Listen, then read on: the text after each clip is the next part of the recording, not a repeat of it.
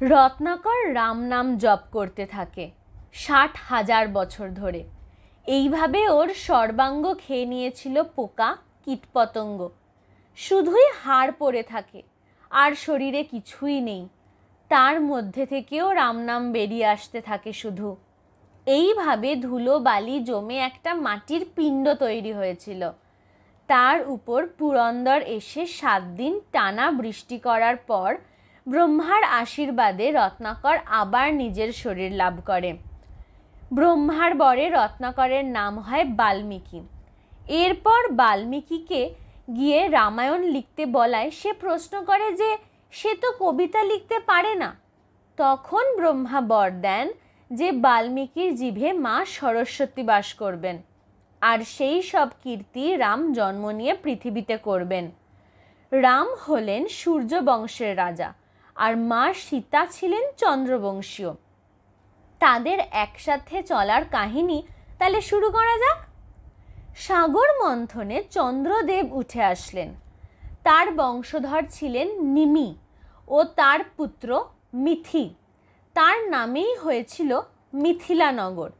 সেই বংশেরই রাজা হলেন পরে রাজা জনক, যার কন্যা হয়ে জন্মালেন স্বয়ং মাতা জানকী।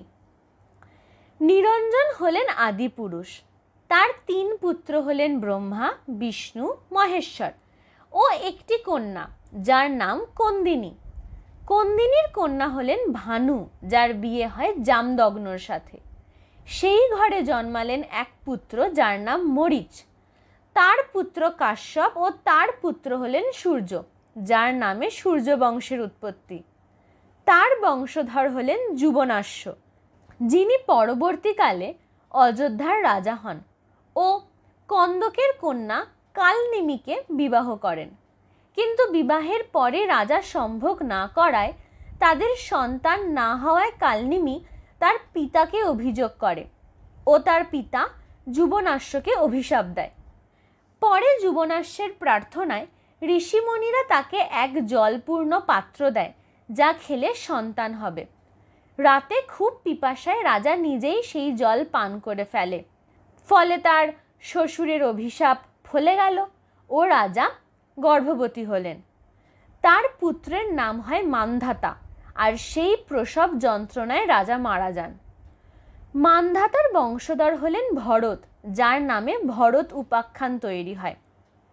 তারই এক বংশধর খণ্ড, যার পুত্র দণ্ড খুবই অত্যাচারী রাজা। সমস্ত প্রজা রাজা খণ্ডের কাছে গিয়ে প্রার্থনা করায় রাজা তার পুত্রকে বনে পাঠায়, যেখানে সে মুনিবর শুক্রের সাথে পরিচিত হয় ও তার বাড়ি যায় প্রায়ই। মুনির এক কন্যা ছিল, নাম তার অবজা। দণ্ডের জন্য কুমারী অবজা গর্ভবতী হয়ে পড়ে। ফলে শুক্র মুনি অভিশাপ দেয় দণ্ডকে যে তার বংশ নির্বংশ হয়ে যাবে। মুনির কোপে সূর্যবংশ নির্বংশ হয়ে গেল। সেই সময় অযোধ্যার রাজা হলেন বশিষ্ঠ মুনি, যিনি নিজের তপবলে জানতে পারলেন যে অবজার গর্ভে পুত্র সন্তান জন্ম নেবে, যার নাম দেওয়া হলো হরিত। হরিতের পুত্র হরিবীজ ও তার পুত্র হরিশ্চন্দ্র রাজা। হরিশ্চন্দ্রের সাথে রাজকন্যার সব্বার বিবাহ হয়। আসলে একদিন ইন্দ্রের সভাতে ৫ নর্তকী নৃত্য করতে করতে একবার তাল ভঙ্গ করায় ইন্দ্র রেগে গিয়ে তাদের অভিশাপ দেন। তার মধ্যে একজন ছিল যুবতী। তারা বিশ্বামিত্র মুনির তপবনে বন্দী হয়ে থাকবে। মুক্তি পাবে রাজা হরিশ্চন্দ্র এলে। তো সেই রূপসীরা রোজ বিশ্বামিত্রের বাগান থেকে গিয়ে ফুল তোলে। একদিন মুনির ফাঁদে সেই রূপসীরা ধরা পড়ে। মুনি তাদের সেখানেই বন্দি করে রেখে চলে যান। তাদেরই কান্নার আওয়াজে রাজা হরিশ্চন্দ্র সেখানে যান ও তাদের উদ্ধার করেন। গৃহে ফিরে মুনি ইহা দেখে তপস্যায় জানতে পারেন সব ঘটনা ও রাজার গৃহে যান। রাজা সব স্বীকার করে ও মুনিকে কিছু দান দিতে চাওয়ায় মুনি ক্রোধে জানতে চায় যে রাজার কি ক্ষমতা আছে তাকে দান দেওয়ার। মুনি বলে, আমাকে পৃথিবী দান করো। তো রাজা ৩ তোলা মাটি এনে পৃথিবী দান করেন মুনিকে, আর দক্ষিণা হিসাবে ৭ কোটি সোনা দিতে হবে। কিন্তু রাজা তার সর্বস্ব আগেই দান করে দিয়েছে, তাই রাজভাণ্ডারের সোনার উপর তার অধিকার নেই কোনো। রাজাকে মুনি রাজ্য ত্যাগ করে চলে যেতে বলে পৃথিবীর বাইরে বারাণসীতে, রাজা তার রানী সব্বার আর তার পুত্র রুহিদাসকে নিয়ে। কিন্তু যাওয়ার আগে 7 কোটি সোনা দিয়ে যেতে হবে মুনিকে, তাই নিজের স্ত্রীর কথায় সে নিজের স্ত্রী সব্বাকে হাটে 4 কোটি সোনায় বিক্রি করে দাসী রূপে। রুহিদাসও তার মায়ের সাথে চলে যায়, কিন্তু এখনো 7 কোটির মধ্যে 3 কোটি সোনা বাকি। রাজা তার নিজের মাথায় হাত রেখে নিজেকে হাটে বিক্রি করে 3 কোটি সোনার পরিবর্তে, শূকর প্রতিপালক রূপে। হরিশ্চন্দ্র রাজা আস্তে আস্তে হয়ে পড়ে হরিদাস।